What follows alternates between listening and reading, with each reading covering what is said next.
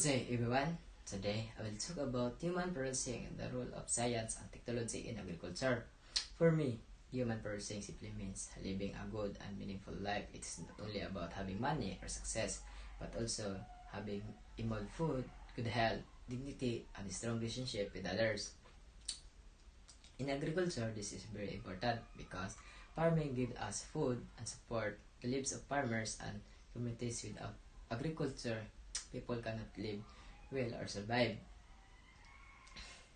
Human processing in farming also means balance. We need to balance having more food, production, protecting the environment, and treating farmers fairly. These three are not always easier to achieve at the same time, but we should try to make them work together. Science and technology help farmers a lot. They make farming faster, easier, more productive. They also help solve problems like pests, climate change, but technology should be used carefully because it can also harm the environment or create unfair situations for some farmers.